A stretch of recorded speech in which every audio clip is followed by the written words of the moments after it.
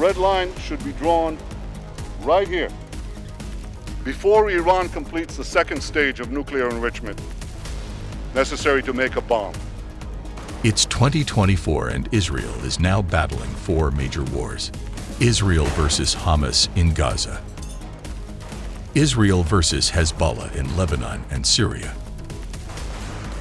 Israel versus Houthis in Yemen. And now, Middle East is breathing cautiously on a knife edge, waiting for Iran and Israel to engage in a war. Amid various experts attempting to predict Iran's next move, many are acknowledging the significant factor of Iran's nuclear program lurking in the background. On April 1, Israel crossed a new line with the strike on Iran's diplomatic compound, which Iran and many other governments see as tantamount to striking Iranian territory itself. این شکست ادامه پیدا خواهد کرد. این تلاش‌های مذبوحانه هم مثل این کاری که در سوریه مرتکب شدن که البته سیریشو Following the strike in Damascus and threats of retaliation from Iranian officials, Israel has signaled that it will strike targets in Iran if it were to launch a direct attack.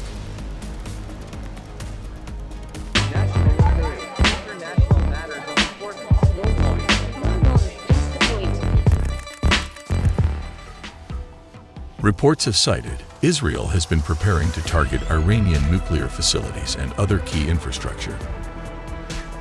Increasingly lethal attacks on Iran-linked targets in Syria have been attributed to Israel, especially since the current conflict with Hamas in Gaza began on 7th of October.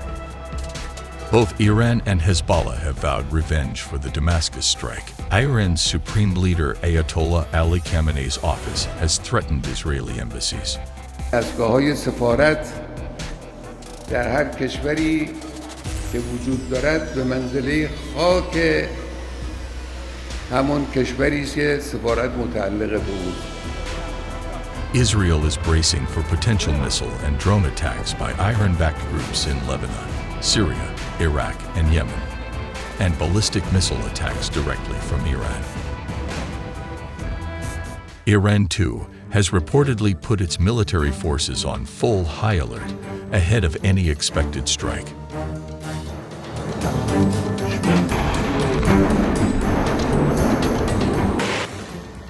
For decades, it was assumed Israel's undeclared nuclear weapons were only deployed to deter attacks, and that Iran would not dare to strike Israel directly.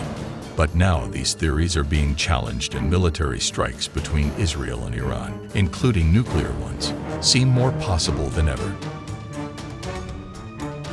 رژیم خبیث اشتباه کرد. در این قضیه باید تنبیه بشود و تنبیه خواهد شد.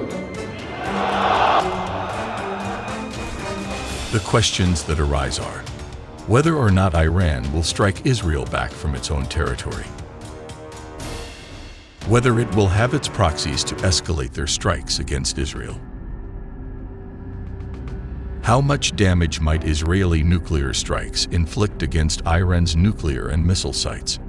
Would Iran's nuclear and missile capabilities be incapacitated, or are they buried so deep they would survive?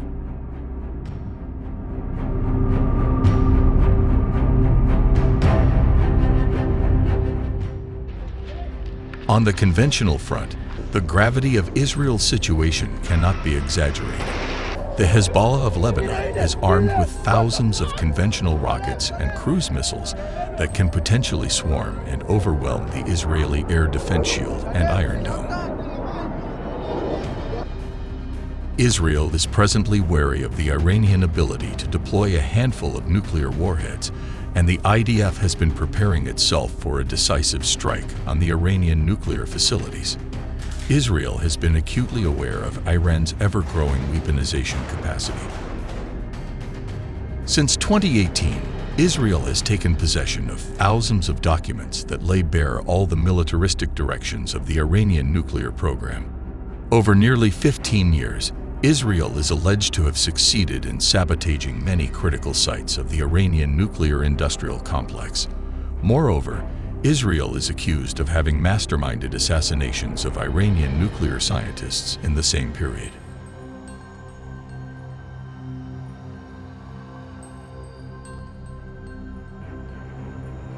Since now former U.S. President Donald Trump left the JCPOA, the Iranian regime has progressively accelerated its uranium enrichment and proved Israel's worst fears.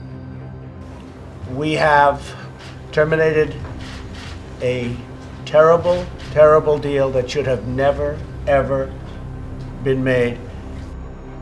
The International Atomic Energy Agency is totally in the dark about the exact state of the Iranian nuclear program. Hence, it appears that Israel's assassination and sabotage operations against the Iranian scientists and nuclear sites have effectively failed.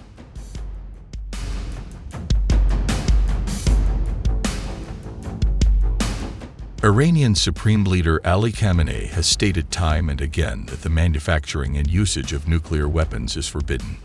However, Israel's Damascus embassy attack that claimed lives of 7 IRGC officers has established that there is no red line that it will not cross to maximize its security and minimize all risks.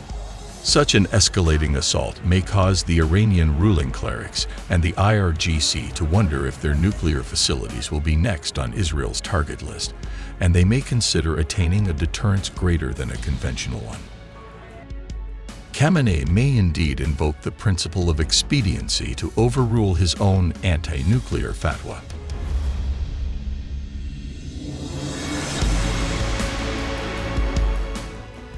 If Israel continues to expand its unrelenting attacks on IRGC top brass and Iranian military and diplomatic facilities in the region, Khamenei might perceive such an assault as compromising the survival of the regime. If that happens, will he order the rapid manufacturing of nuclear devices and their deployment in the form of a dozen or so warheads? Or will he give up in front of Israel's overwhelming assault on its proxies and drink from the poisonous chalice of surrender?